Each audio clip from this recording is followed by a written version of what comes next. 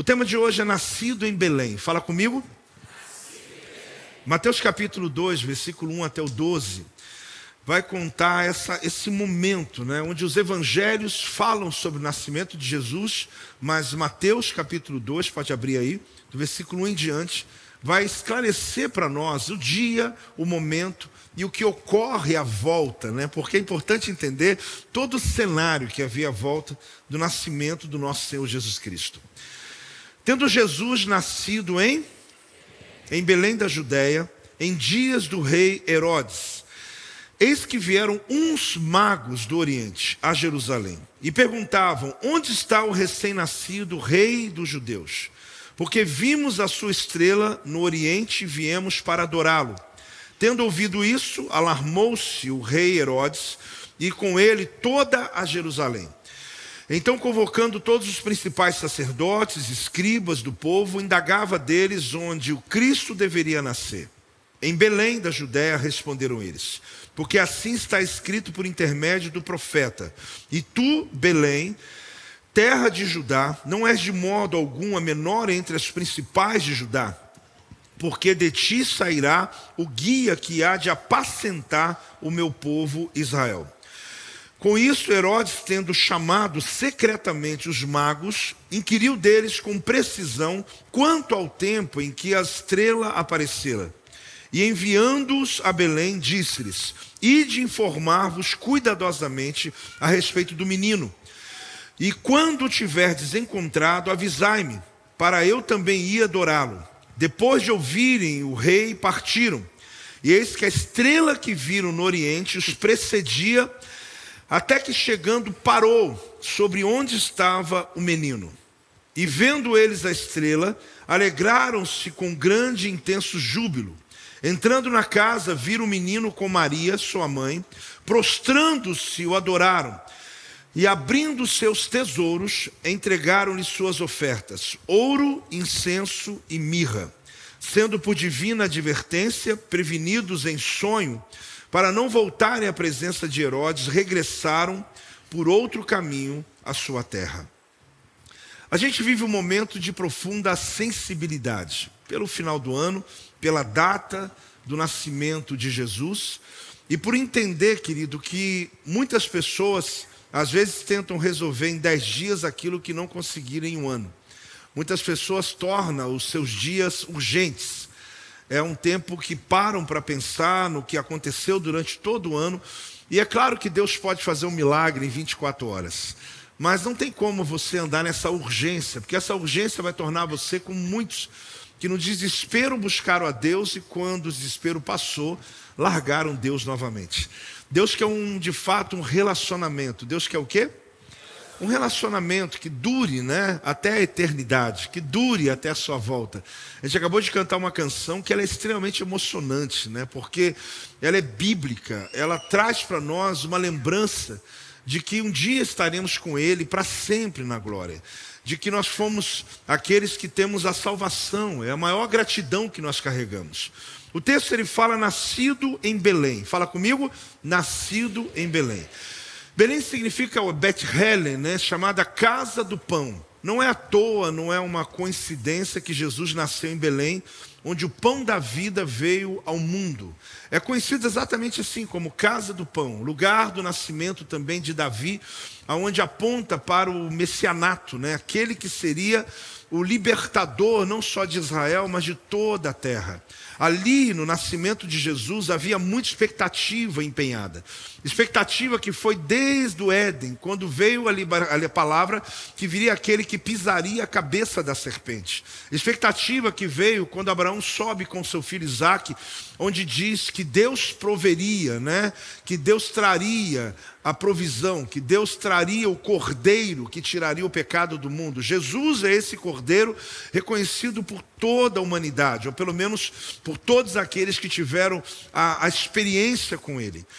A expectativa de nascer em Belém, ela veio pela profecia. Aqui não se trata apenas de uma profecia liberada ou manifesta em partes, mas ela foi manifesta em sua plenitude, porque o Messias nasceria em uma pequena cidade com uma grande promessa. Fala comigo, uma pequena cidade com uma grande promessa. A cidade era pequena, a cidade era uma cidade que não tinha nenhuma influência, pelo menos no sentido natural. Mas Deus escolheu uma pequena cidade e plantou sobre ela uma grande promessa. Na semana passada mesmo eu dei alguns exemplos de Deus escrever numa pedra e tornar essa pedra tão importante.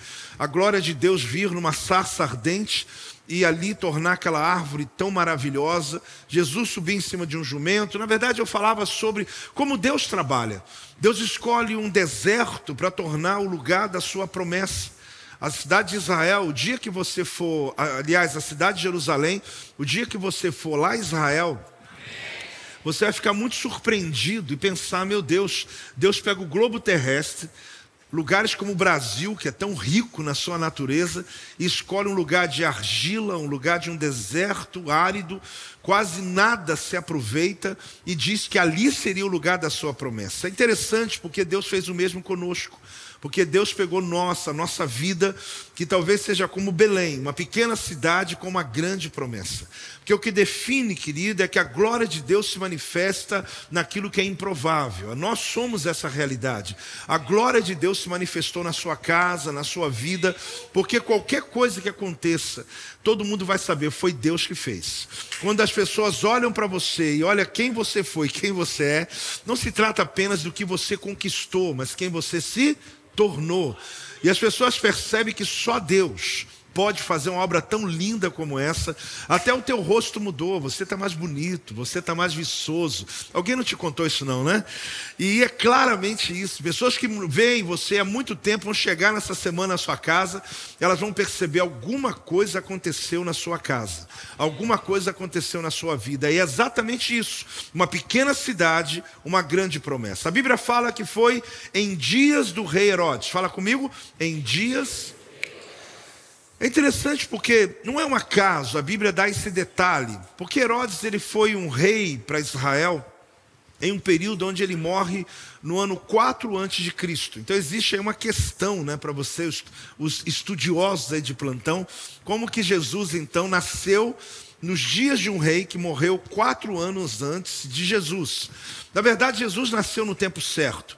O calendário romano que se perde, porque Jesus ele morre no ano 30 com 33 anos, então não faz sentido, né? Ou 29 a 30 com 33 anos.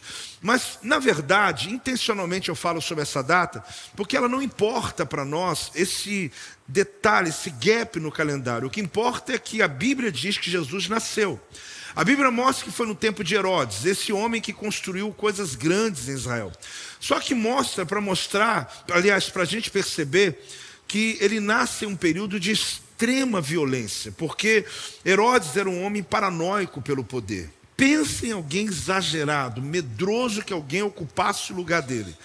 Qualquer ameaça que viesse. E por conta disso, ele mata uma das esposas, ele matou 2 dos seus cunhados, ele matou 2 dos seus filhos, e ele vai matando, isso aqui foram os que eram de perto, mas ele vai matando à volta dele todos aqueles que fosse para ele uma ameaça de ocupar o poder, que era o poder que foi dado a ele, Herodes. Eu falo sobre isso porque quando Herodes ele tinha qualquer notícia de uma pessoa que pudesse ter sucesso em alguma área, que pudesse se tornar influente em Israel, ele imediatamente mandava matar. É interessante como isso reflete muito a realidade do cenário que a gente vive hoje. Não apenas no cenário natural, político, sociopolítico, econômico, mas de quanto você, querido, é perseguido quando você começa a romper na tua vida. É natural que existe esse espírito, é uma regência de Herodes. Herodes, ele construiu, né? Ele, na verdade, era um local já tinha sido reservado por um povo antigo, mas ele modernizou um local chamado Massada. Massada é uma das maravilhas que você, quando for a Israel, vai lá conhecer. Espero que a nossa caravana, de tempo em tempo, ela vai. Após quando eu não fui em Massada. É para você ir de novo, né? Para você ir. E, na verdade, é um local assim que causa espanto aos engenheiros, arquitetos, aos que... administradores. Por quê? Porque Herodes conseguiu, lá em cima, de um alto de uma montanha, de quase nenhum acesso, construir um local autossuficiente, que poderia viver por meses lá sem precisar descer a montanha. Mas, na verdade, a ideia de falar sobre essa construção é que ele construiu esse local por medo de ser traído.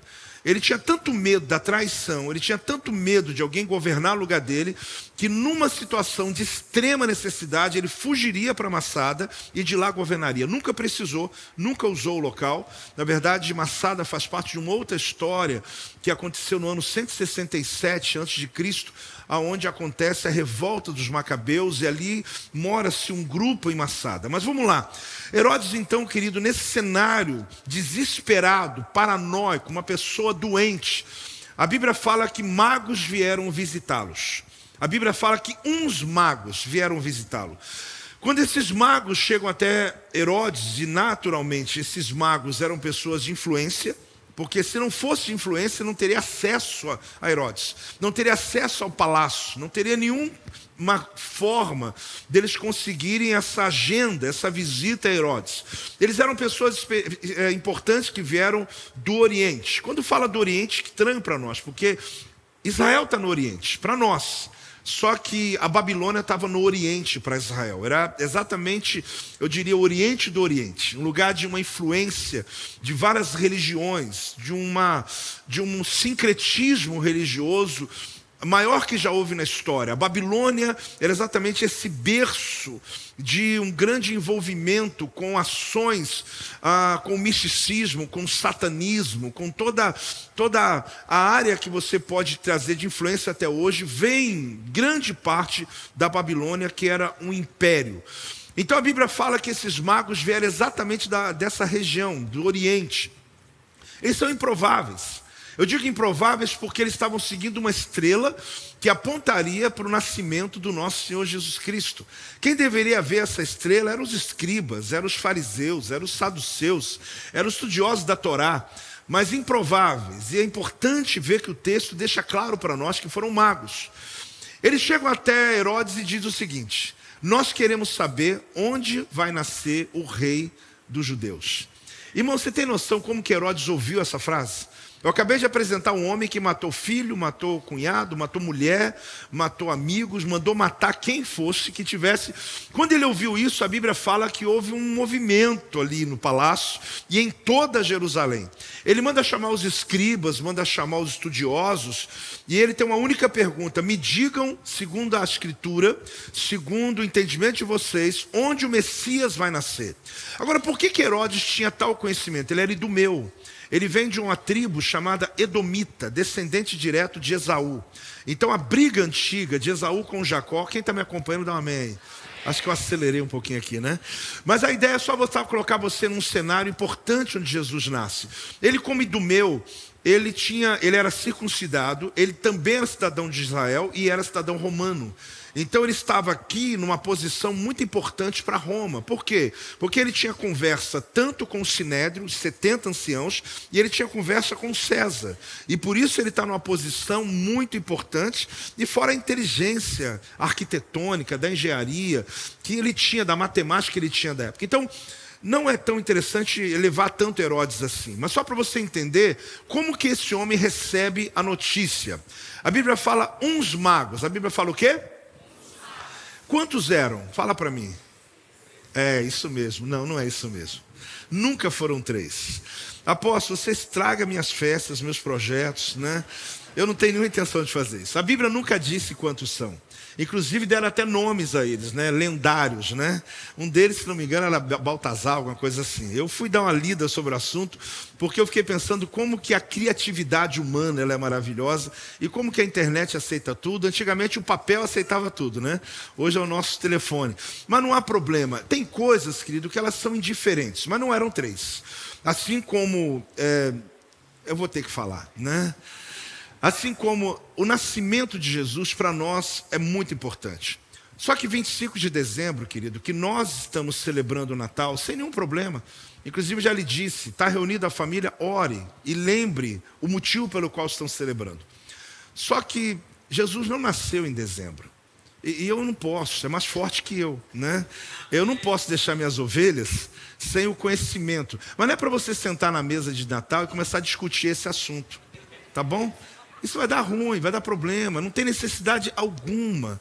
Mas é importante você saber que Jesus nasce entre setembro e outubro. Eu te falo sobre isso, não é especulação. É só estudar, se você gosta de estudar, o nascimento de João Batista. Jesus ele nasce quanto tempo depois de João Batista? 6 meses.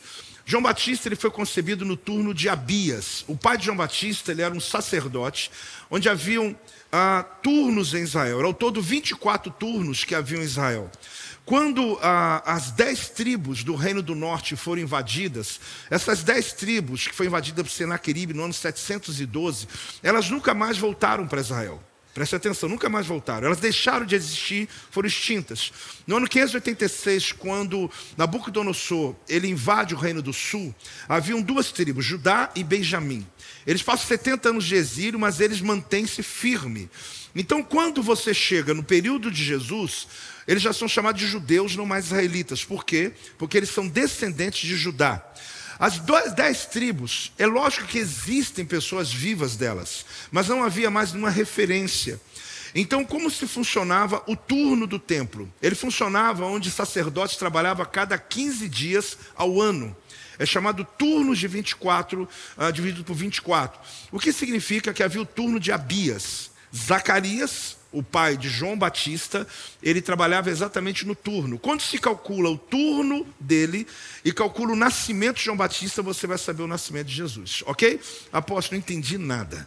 Então vai fazer o dever de casa depois. É só você estudar sobre o nascimento de João Batista. O que vai acontecer, vai claramente perceber que Jesus nasce no período de tabernáculos. Ali porque, quando ele está numa manjedoura, irmãos, ele está na verdade numa tenda. Ele está exatamente no período de tabernáculo. Jesus não nasceria.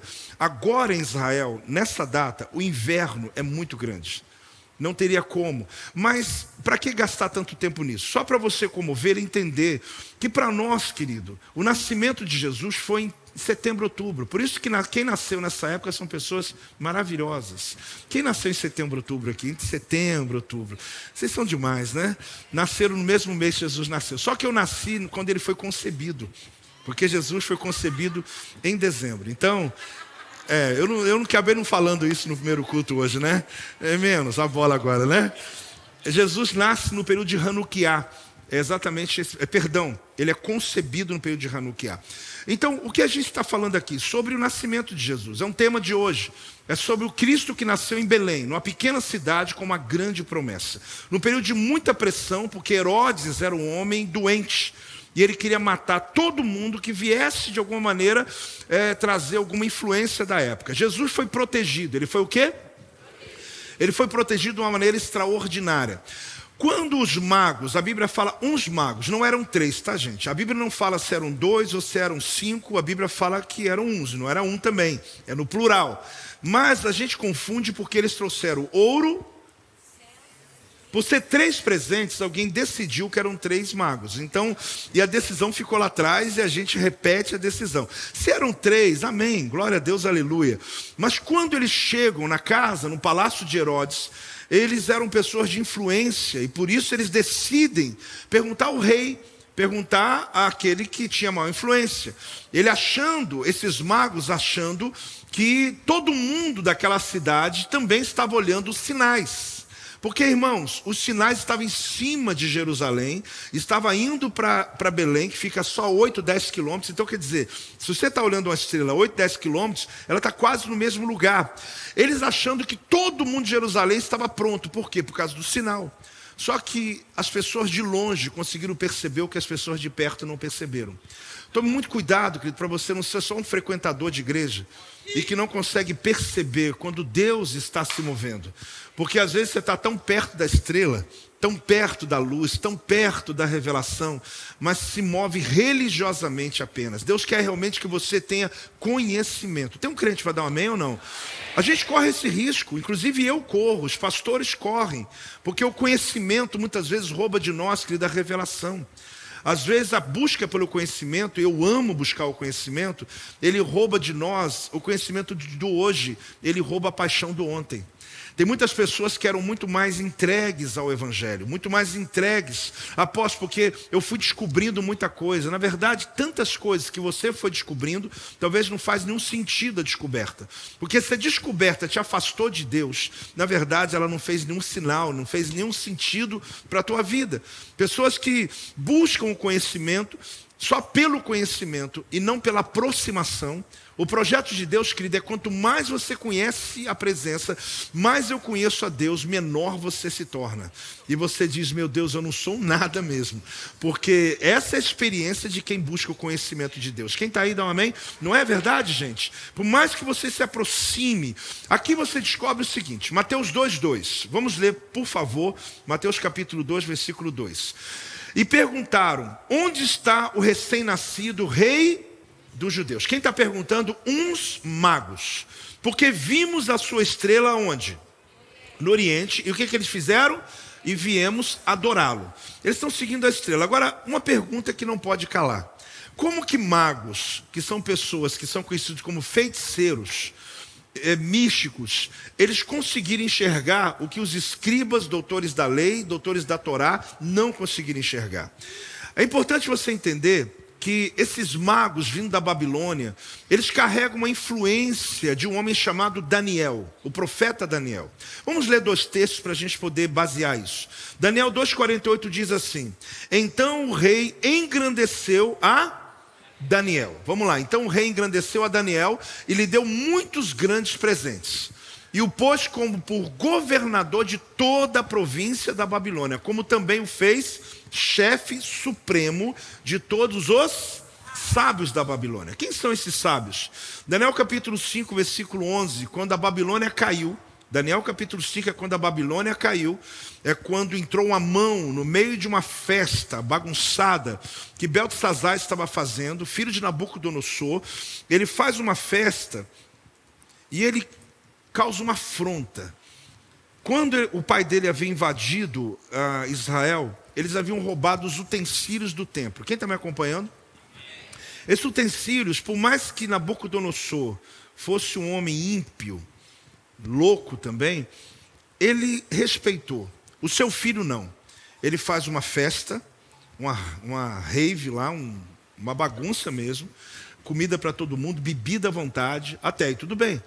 Só que pegaram os copos do templo, pegaram os utensílios do templo, a menorá, pegaram coisas sagradas. E quando eles estão no meio daquela festa, uma mão entrou no meio e começou a escrever na parede, Mene, Mene, Tekel, Farsim. Eles começaram a tentar ler, ninguém conseguiu. Aí trouxeram sábios, magos, feiticeiros. Ninguém sabia que idioma era aquele. Ninguém sabia que resposta.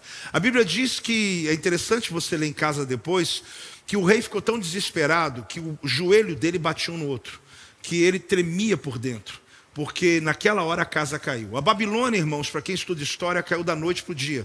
O governo Medo-Persa, o governo persa, liderado por Dário, invadiu a Babilônia e conquistou toda a Babilônia. Sabe por quê?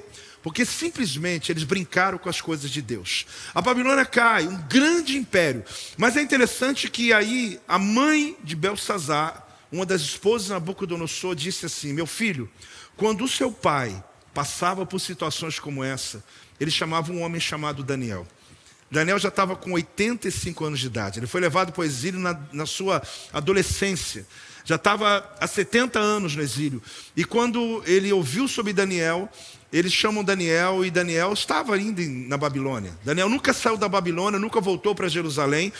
E ali então ele se apresenta. Lembre-se que uma mão entrou no meio da festa, no meio daquela orgia toda, e escreveu Mene, Mene, Tekel, Farsim. Não era hebraico, não era nenhuma língua daquela época, mas o profeta Daniel, ele tinha o conhecimento de Deus, ele tinha a sabedoria de Deus, ele tinha a resposta do futuro, por isso Deus honrava. Quando ele entra, imagina o Daniel já velho, né, bem devagar, bem lento, o silêncio total, todos aqueles que eram magos, eram lá feiticeiros, olhando sem saber o que dizer, e ali ele fala, você foi pesado na balança. Na verdade, esse reino vai acabar hoje. Ele tinha autoridade para falar. Mene, mene, tekel, upharsin significa 1 tonelada, 1 quilo, 1 grama. Significa que uma pessoa pode, da noite para o dia, perder tudo. Eu não estou ligando isso, mas eu não falava hoje de manhã e Deus manda falar agora. Querido, coloque a tua vida no altar do Senhor, querido. Porque tudo que você tem, agradeça que Deus lhe deu. Porque, na verdade, não é para botar medo, mas é temor. É diferente, tá? É temor de Deus, é ter gratidão a Deus. A Babilônia nunca imaginou que cairia. Mas o profeta entrou e disse, sabe o que essa mão está escrevendo? É que acabou para vocês. A tradução é a casa caiu. É isso mesmo. E ali, naquele momento, havia se falado, né? É tão interessante essa história, porque a mãe de Belsazar, a esposa de Nabucodonosor, a senhorinha, a rainha mãe, ela disse, então, o teu pai chamava esse homem. Quando Daniel adentrou, um detalhe que eu não falei, Belsazar falou, você é o mesmo que meu pai chamava? Só que o termo não é o mesmo, você é o Daniel. Você ainda continua a ter o mesmo espírito que você tinha na época, quando meu pai era vivo. Irmão, isso mexe comigo, sabe por quê? Porque os anos se passaram, mas a unção não foi levada. Ele era o mesmo homem. Ele estava aos 85 anos, mas continuava no mesmo espírito. A mesma unção estava sobre ele. Ele não respondeu, ele só discerniu. Porque tem hora que você não tem que responder para as pessoas se você ainda continua o mesmo cristão. Você vai responder com a sua atitude, com o seu testemunho, com a sua vida com Deus. Dá uma salva de palmas ao Senhor. Isso é tremendo. Isso é tremendo.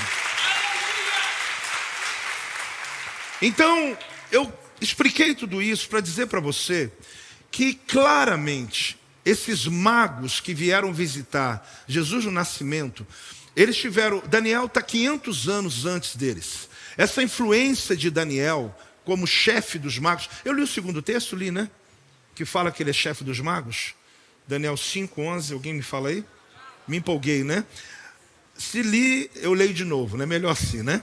Se não li, vamos lá. Daniel 5:11. Há no teu reino um homem... foi onde eu comecei a explicar. Há no teu reino um homem que tem o espírito dos deuses santos nos dias de teu pai. Eu só expliquei, mas não li, né? Ok. Se achou nele luz, inteligência e sabedoria como a sabedoria dos deuses.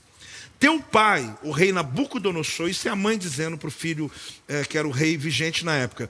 Assim, teu pai, ó rei, o constituiu chefe dos magos, dos encantadores, dos caldeus e dos feiticeiros. Está entendendo então? Ali então mostra para nós que Daniel exerceu uma influência muito grande nos feiticeiros, nos magos, nos encantadores, nos sábios. Quem quisesse na época que pudesse, naquela mescla de religiões, Daniel era o chefe. Apóstolo, mas como isso? Deus quis assim. E é claro que Daniel influencia-os com o conhecimento da Torá. Claro que eles estão seguindo. Por isso que a Bíblia fala, uns magos. É estranho para nós. Como que esses homens conseguiram discernir o dia do nascimento de Jesus? Porque Daniel é o homem que escreve sobre as 70 semanas. Daniel, ele fala sobre... O livro de Daniel, querido, é conhecido como o Apocalipse do Antigo Testamento. Então ali eles estão seguindo a estrela. Quando eles chegam, voltando à cena do nascimento de Jesus, quando esses magos... eles que representam, aqueles que estão fora, que estão longe, mas buscam a verdade e têm sede da verdade. Deixa eu colocar 2 grupos aqui bem importantes. Os magos, por mais longe de Deus que possam estar, eles estavam como aquela linha tênue, mais perto. Por quê? Porque melhor, querido, são pessoas que estão olhando para o céu, buscando uma resposta, do que aqueles que estão apáticos, achando que já sabe tudo. Então, o que acontece aqui é uma coisa fantástica, porque Herodes, que era um idumeu, circuncidado, ele também era judeu, os doutores da lei, os sacerdotes, escribas, etc., eles tinham conhecimento da Escritura, mas não tinham a revelação. Então aqui de novo eu dou um alerta a você. Cuidado para que a sua busca pelo conhecimento roube de você a revelação.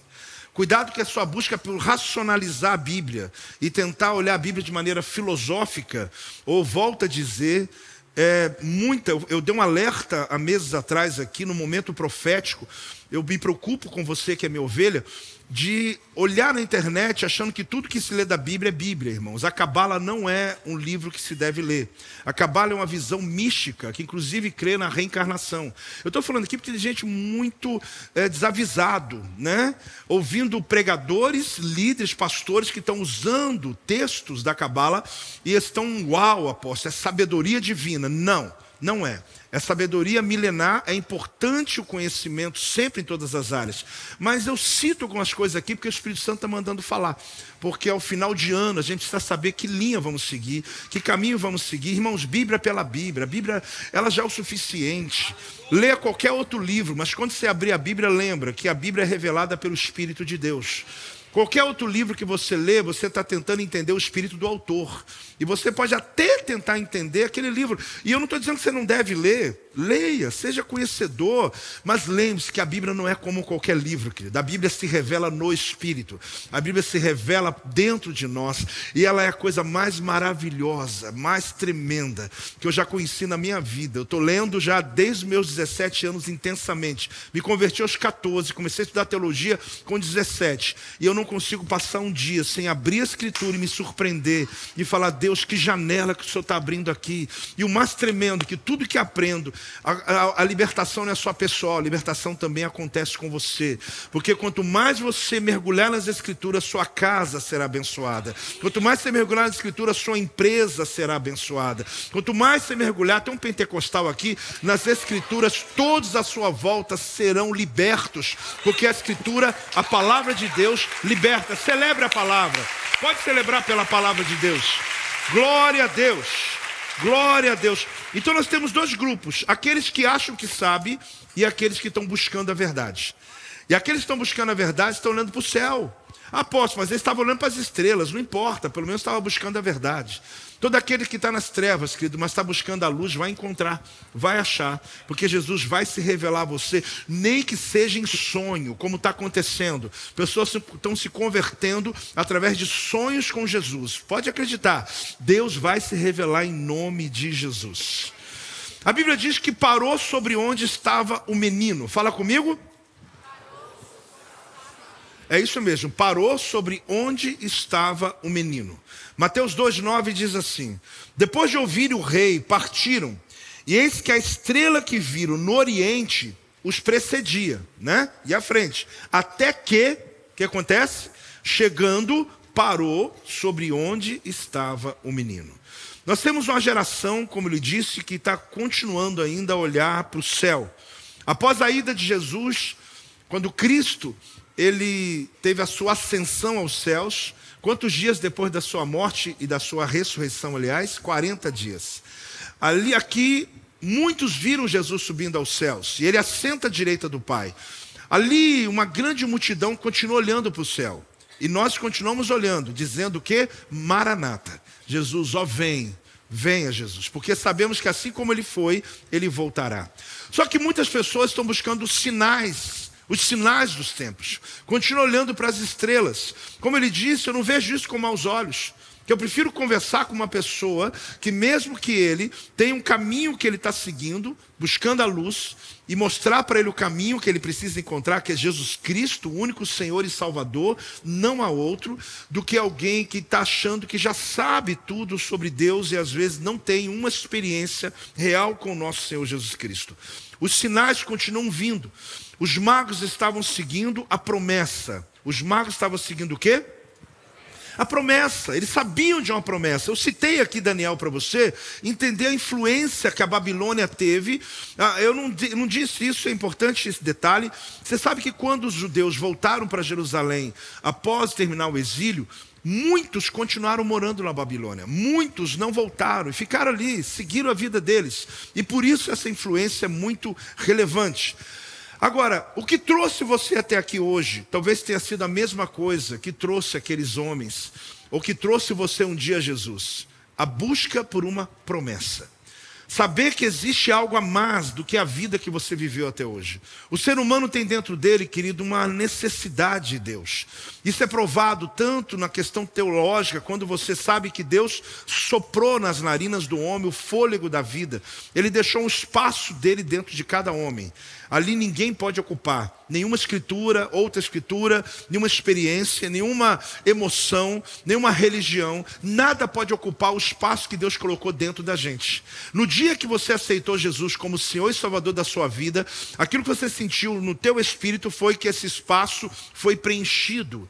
Esse espaço que dava uma sede não sei lá de quê, uma fome sei lá de quê, uma busca por algo que você não sabia o nome, até conhecer Jesus como Senhor e Salvador da sua vida. Amém, crente? Amém? Então esse espaço, eu quando pequeno, eu falo isso porque os evangelistas continuam pregando assim, mas era muito intenso. Quando o Billy Graham pregava, quando pregadores falavam do Evangelho, era muito comum eles terminarem as suas mensagens dizendo: você tem um espaço que é do tamanho de Deus, que só Deus pode ocupar. Há um vazio no ser humano. E eu sempre olhei isso como uma questão emocional. Até que entendi que isso não é só emocional, é real. Nós temos esse vazio. Se você chegar numa tribo arborígene, no lugar do fim do mundo, onde nenhum missionário chegou ainda, onde nenhum evangelho não chegou, onde não se tem senso de justiça, é interessante porque você vai perguntar assim: como que aquela tribo, aquele lugar que não tem Bíblia, que não tem nenhuma escritura, que ninguém chegou lá para falar para eles que matar é pecado, ou que isso é pecado, ou coisas parecidas, o homem tem eternidade dentro deles. Você vai se assustar. Você vai chegar num ambiente como esse. Existe um livro chamado Totem da Paz, nem sei se publica mais, e Fator Melquisedeque. Eles falam sobre essa experiência de um missionário que chega numa dessas tribos e ele percebe que eles não tinham senso nenhum natural que foi dado a eles, mas já se sabia quem cometeu um crime, quem cometeu um erro, havia um senso de justiça no meio deles. É lógico que o evangelho do reino será pregado em toda a terra. Aí Jesus vai voltar. Mas entenda uma coisa, querido, o ser humano, ele já tem dentro dele o entendimento do sim, do errado e do certo. Não existe essa ignorância total de alguém dizer eu não sabia, porque dentro dele, ele está buscando por algo, ele está buscando por uma experiência. É claro que no dia que você e no dia que essa pessoa conhece a Jesus, tudo muda. Agora, o que tem para nós aqui? A estrela parou exatamente no lugar da promessa. No Antigo Testamento, quando a coluna de nuvem e a coluna de fogo durante a noite, a coluna de nuvem durante o dia parava, era porque naquele momento que ela parava, a Arca da Aliança também parava. Se você se lembra, quando eles andaram no deserto por 40 anos, eles foram guiados por uma nuvem. E todo mundo, os povos da terra sabia que a única nação que tinha uma nuvem sobre eles, que os protegia do sol escaldante do dia e os protegia do frio da noite, a coluna de fogo, era a nação de Israel. A grande verdade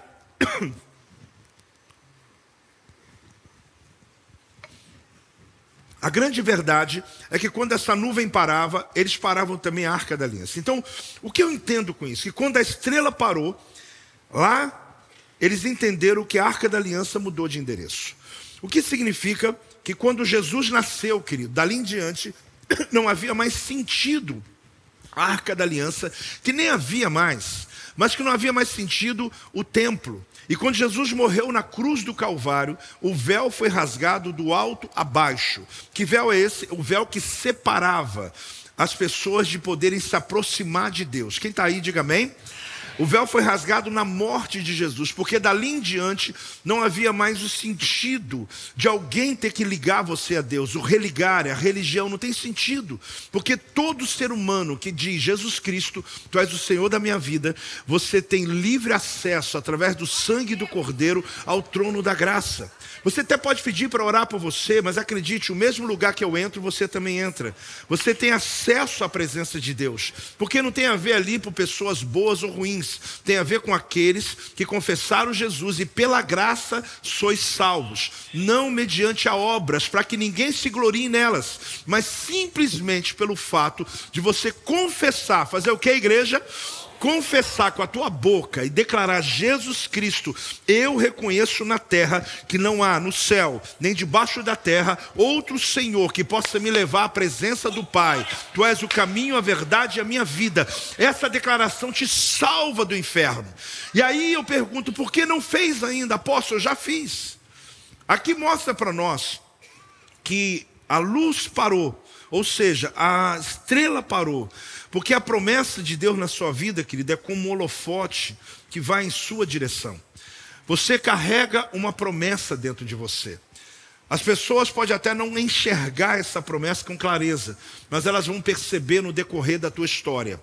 Talvez você não sinta essa promessa e diz: apóstolo, eu estou me sentindo tão mal nos últimos dias que eu até acho que o céu esqueceu de me dar a promessa. Não, todos nós temos uma promessa, uma palavra de Deus sobre a nossa casa, sobre a nossa vida. A salvação é dada a todos que confessaram Jesus, mas a promessa é quando você descobriu o sentido da tua vida, o propósito da tua vida. Você pode se tornar uma pessoa proeminente na história, conhecida, bem-sucedida, e parabéns por isso.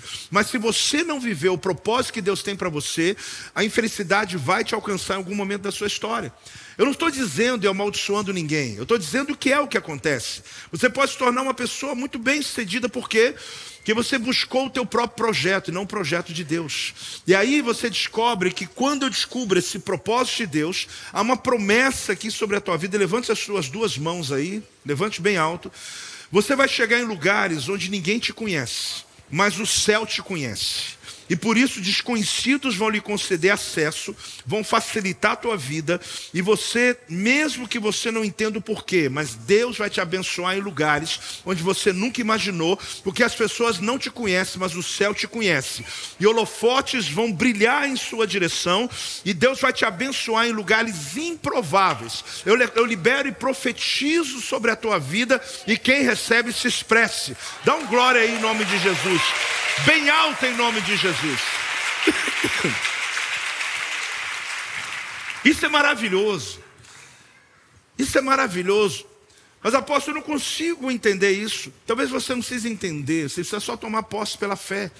E saber, querido, que no tempo certo virá o nascimento, como Jesus nasceu exatamente na data certa. No meio da improbabilidade, no meio das grandes dificuldades que haviam, injustiças que estavam acontecendo, de um rei louco, completamente desajustado, Jesus nasceu ali para trazer esperança. Deus vai te dar nascimentos e projetos que vão nascer, querido, exatamente no meio dessas improbabilidades.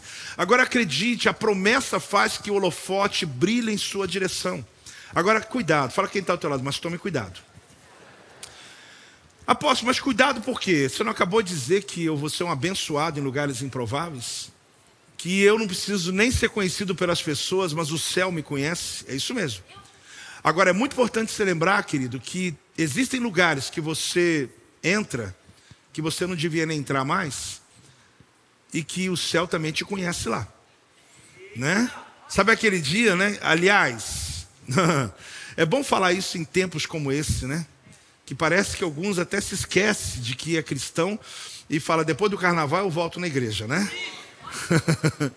Sabe aquele dia que você se veste assim, vestido para matar?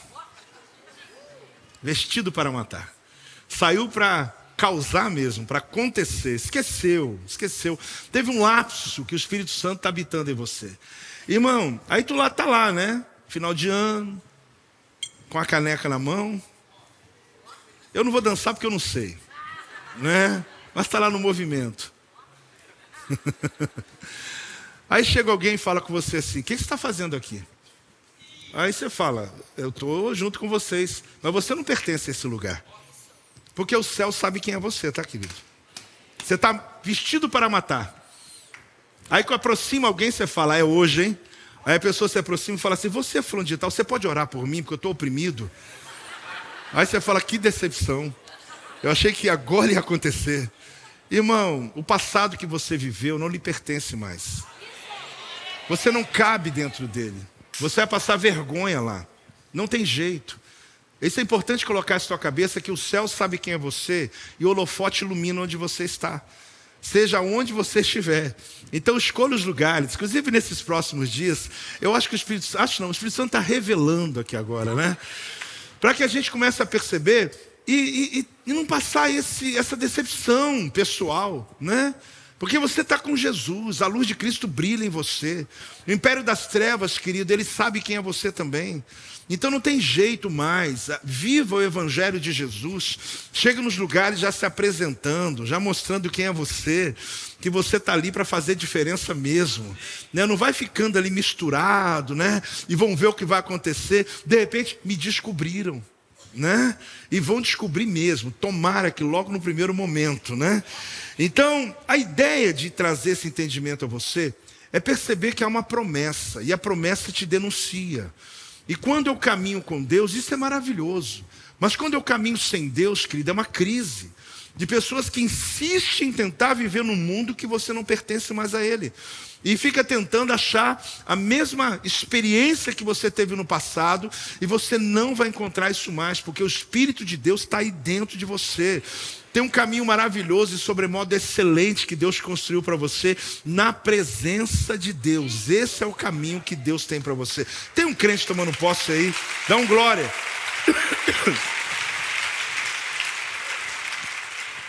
Esse ambiente do nascimento de Jesus me vem um entendimento. Confiar mesmo sem ter todas as respostas.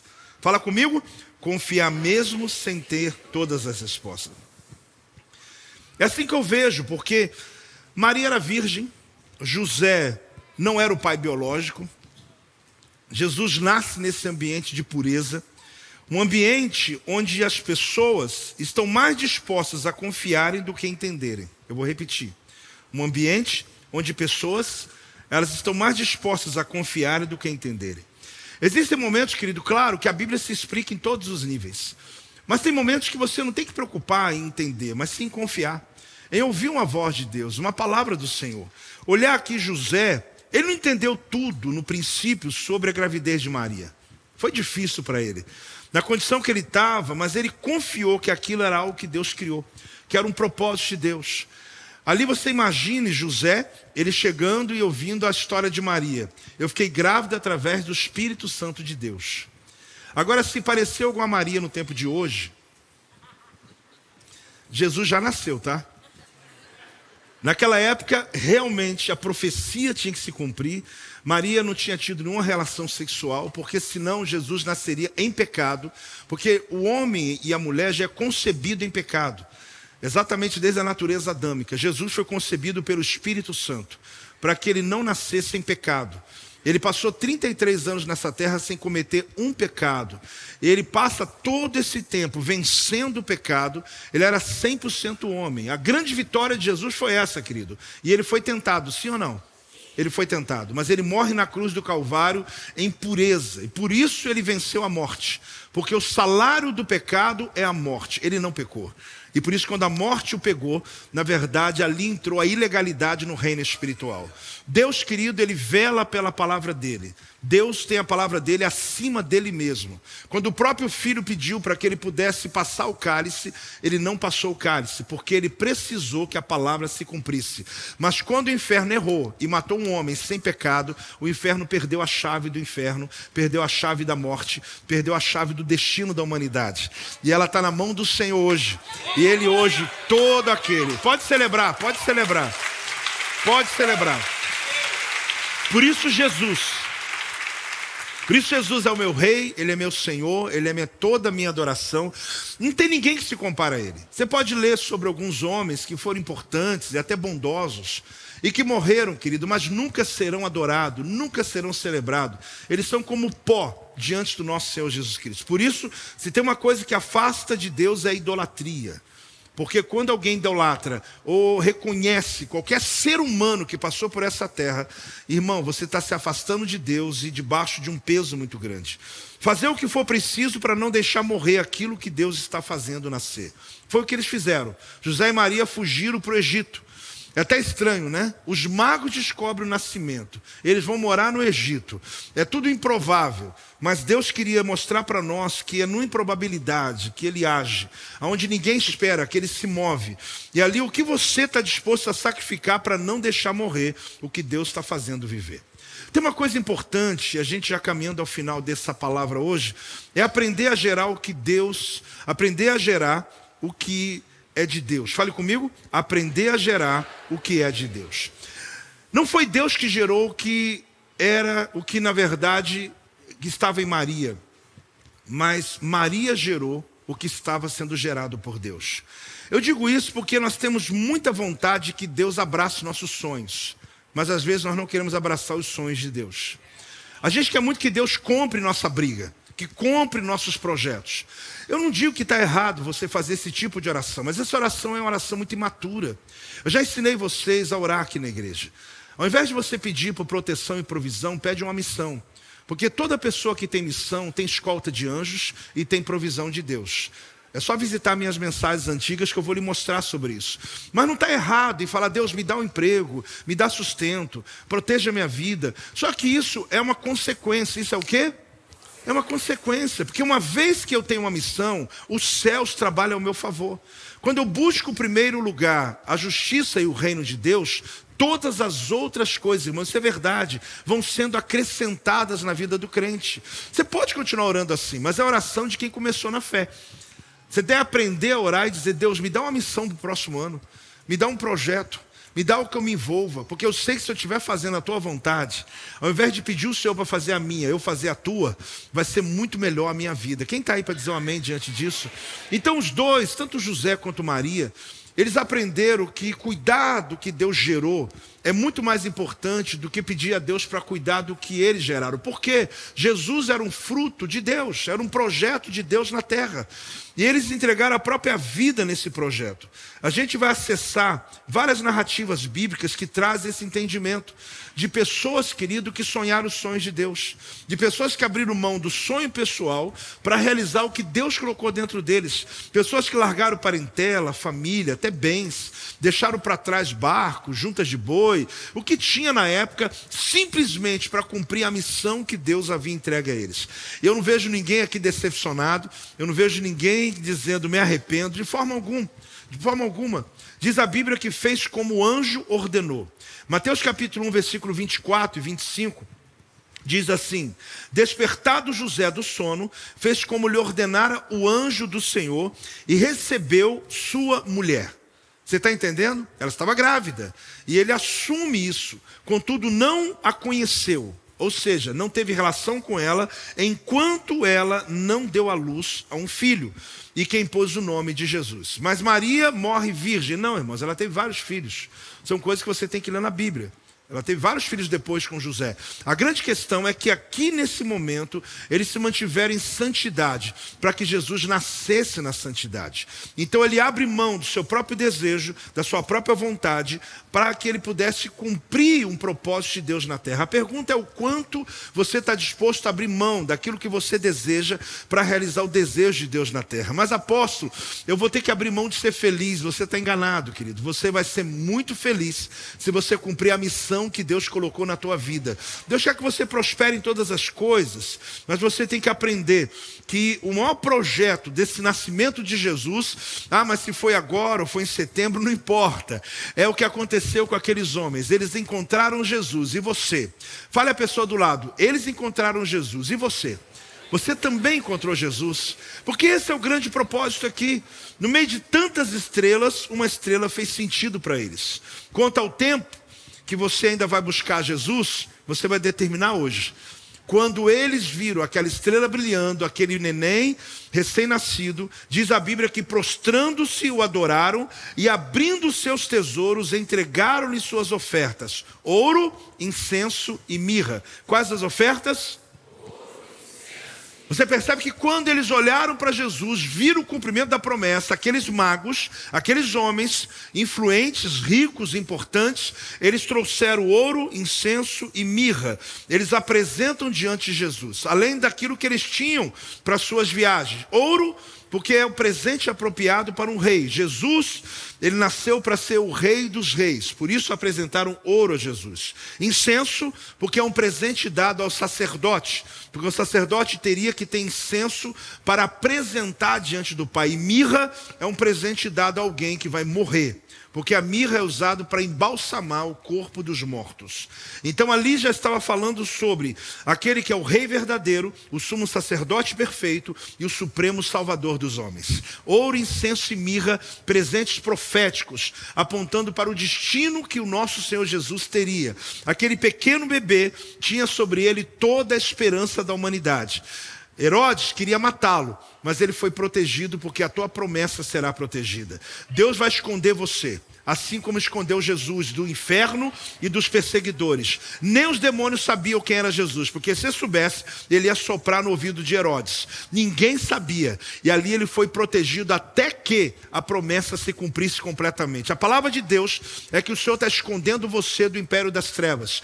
Deus está escondendo os sonhos e os projetos que estão sendo gerados dentro de você, para que não sejam frustrados antes do tempo, porque Satanás quer abortar os teus sonhos antes de nascer, mas Deus vai fazer cada um deles nascer, em nome de Jesus. Se tem alguém recebendo, se tem um crente aí, dá um glória a Deus. Graças a Deus, graças a Deus. Se ponha de pé, querido, eu quero orar por você. Eu quero orar por 3 níveis. Eu quero orar primeiro para que você possa colocar a tua vida diante do Pai. Que toda ansiedade, toda preocupação, não só do final do ano, mas em especial o final do ano. Que nesses próximos dias, querido, a tua mente, você não seja invadido pela ansiedade do futuro, pela preocupação do que fez no passado. Nem o passado vai mudar, e muito menos o futuro, querido, a não ser o que você está fazendo hoje. O teu futuro é determinado pelas decisões do momento. Eu não disse que tem muito pouco tempo, eu disse que tem muito pouco tempo, que o teu futuro não está no tempo, mas sim nas suas decisões. Então decida hoje, nessa reunião linda, que a gente está lembrando do nascimento de Jesus. Porque essa semana toda o mundo vai falar sobre isso. Só que você tem a revelação. Amém, igreja? Ah, eu tenho sim, apóstolo. Agora eu já sei que dia que Jesus nasceu, vou ficar discutindo lá com o pessoal. Não, não, não. Você não é isso que importa. Você tem a revelação de que Jesus Cristo nasceu para cumprir uma missão na terra. Que Ele nasceu no meio do caos, para poder trazer esperança a um povo que estava sem nenhuma clareza. Que ali então o Senhor fez que a luz brilhasse no meio das trevas. E assim como o dia que você permitiu que Jesus nascesse dentro de você, foi o dia mais importante da sua vida. Que essa semana ao redor das mesas, muitas pessoas venham aceitar Jesus como seu Salvador. Mas que a tua vida, você que é crente, você que é servo de Deus, mas que sem poder controlar, a tua mente está ativada. Ela está acelerada, alguns gatilhos estão vindo, algumas preocupações estão brotando. A minha oração é que cesse agora, que repouse sobre você a paz que excede todo entendimento. Que a presença de Jesus, querido, possa pairar sobre a tua casa, que seja como a música que quebra o jugo. Que você ao acordar amanhã, você não esteja apenas numa última semana, nos últimos dias do ano, mas que você possa refletir sobre o quanto Deus já foi generoso com você, e o quanto a gratidão vai abrir novas portas na tua vida. Que a tua casa, teus filhos, tua família possa viver o melhor e comer o melhor da terra, para que o Senhor possa tirar essa angústia do futuro, essa preocupação do futuro, essa angústia com o passado, e possa lhe fazer viver uma plenitude maravilhosa. A minha oração é que essa nuvem densa que está tentando pairar sobre a tua família seja soprada para muito longe, e que essa paz, esse entendimento, essa graça possa ocupar a tua vida. Se aquilo que você não entendeu, não tem problema, faça como José, sirva por uma palavra, porque o entendimento vai chegar, mas caminho por fé. Pai, em nome de Jesus, eu quero abençoar os teus filhos e filhas. Eu quero abençoar aqueles que estão longe pela internet. Eu quero abençoar aqueles que estão diante dessa palavra, para que eles possam viver a plenitude da sua verdade, da tua palavra revelada. Pai, em nome de Jesus, sopra, como disse, essa nuvem densa. Ah, Deus, traz a tua glória, que a tua luz brilhe, que o teu holofote ilumine os teus filhos, meu Pai. Portas que precisam abrir, coisas que estão sendo esperadas. Há uma expectativa, meu Deus, porque somos filhos do Senhor, temos a presença de Deus, o Espírito de Deus que habita em nós, temos uma promessa do céu na nossa vida. Ó Deus, o Senhor nos deu o suficiente para poder viver nessa terra e poder vencer o mundo, meu Pai. Dá aos teus filhos a força do Espírito Santo, a autoridade no sangue de Jesus, a proteção do sangue do Cordeiro, que venha sobre cada um dos teus filhos, meu Pai. Traz a tua prosperidade. Ah, Deus, não permita que o espírito da pobreza, da ruína, da miséria, meu Deus, alcance a mente e o coração dos teus filhos. Que haja um coração liberal, pronto, meu Pai, para poder plantar, viver o melhor da terra. Meu Deus, eu abençoo os teus filhos, em nome de Jesus. Eu ainda quero fazer outra oração. A minha última oração, querida, é quando nós vamos trazer no altar, e com muita alegria, como aqueles homens que viram Jesus, trouxeram ouro, incenso e mirra. Apresento para você isso, para você compreender que ver Jesus, que ter uma revelação de Cristo, provoca em nós esse ambiente. Mas ainda não é agora que vamos ofertar. Eu preciso primeiro perguntar a você que está aqui hoje, e você quer Jesus nascendo dentro de você. Irmão, amigo, amiga, você que está aqui hoje, talvez você está olhando para o céu em busca de um sinal. Eu estou lhe dizendo, só tem um sinal de Jesus Cristo. Foi o mesmo sinal que aqueles magos, eles eram improváveis, porque eles buscavam por algo e encontraram Jesus. E eu quero apresentar Jesus a você. Se você quer entregar sua vida a Jesus, sai do teu lugar, vem aqui na frente.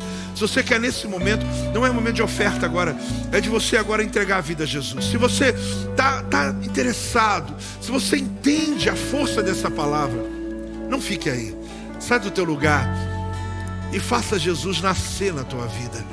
Não há nada mais poderoso do Evangelho do que a salvação pela palavra de Deus. Não é por obras, não, é pela graça de Deus. Pode vir, querida, pode vir aqui. Quem mais que está vindo, sai do teu lugar. Deus abençoe. Talvez você pense assim, apóstolo, mas eu vou até aí. Coragem, sai do teu lugar. O ano não terminou ainda, é a decisão mais tremenda da tua vida. Meu irmão, você que hoje veio a essa reunião, há um encontro marcado de Deus com a sua vida. É tão lindo isso, porque ninguém pode fazer por você o que você está fazendo. Ninguém. Talvez vir aqui pareça uma coisa solitária, mas não é.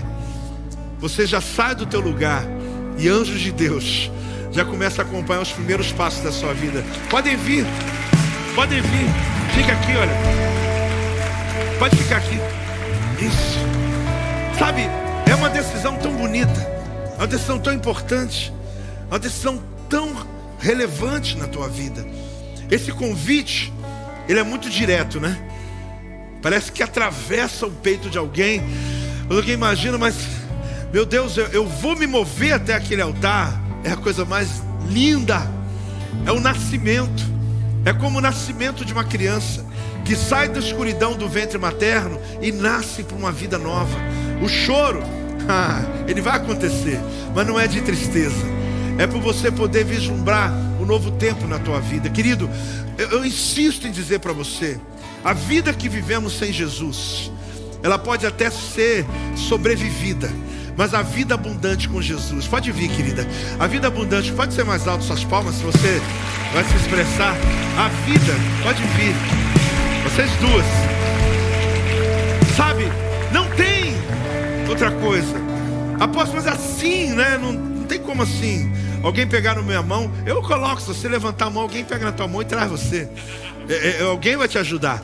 Mas essa caminhada é a caminhada da salvação. Meu Deus, é aquela que aqueles magos fizeram. Eles seguiram a estrela. Eles nem sabiam exatamente o que era, mas eles pelo menos tinham uma busca. Talvez você tenha uma busca pessoal. Apóstolo, eu leio livros, eu busco, eu fui em religiões, irmão, querido, com todo respeito, você pode ter encontrado alguma emoção, mas salvação, salvação não é comigo não, é com Jesus. Ele é o único e suficiente Salvador que preenche todo vazio. Deus está mandando dizer para você aqui, todo vazio que você pode estar buscando. Meu Deus, eu vou viajar, vou em tal lugar, vou fazer, irmãos, sem Cristo você não acha. Com Ele, você pode estar lá no pior momento da tua vida, mas uma alegria, um regozijo vai invadir teu coração. Tem alguém mais e queira se juntar a esses que vieram aqui hoje, tomando a decisão mais relevante e importante das suas vidas? Quem está feliz aqui, igreja? Pera aí, não. Quem está feliz aqui por essa obra?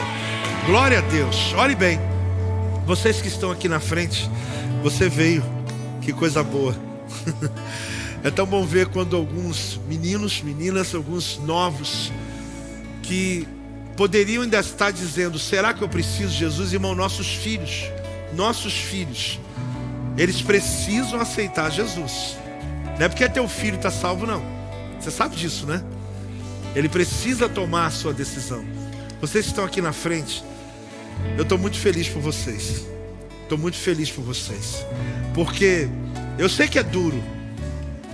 Esse monte de gente aqui e você tomar essa decisão. Mas vocês não têm noção.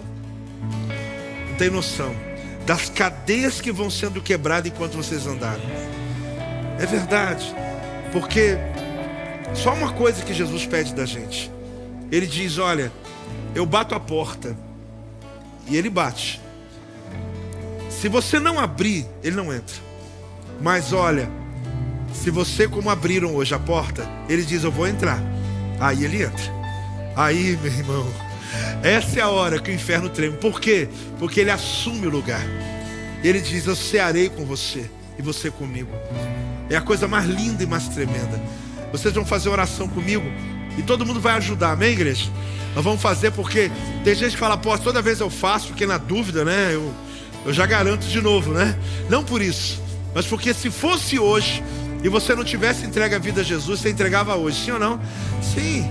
Então nós vamos orar junto com eles. Fecha os olhos e fala comigo, Senhor Jesus, eu te agradeço, porque mesmo sem eu merecer, o Senhor entregou a vida por mim.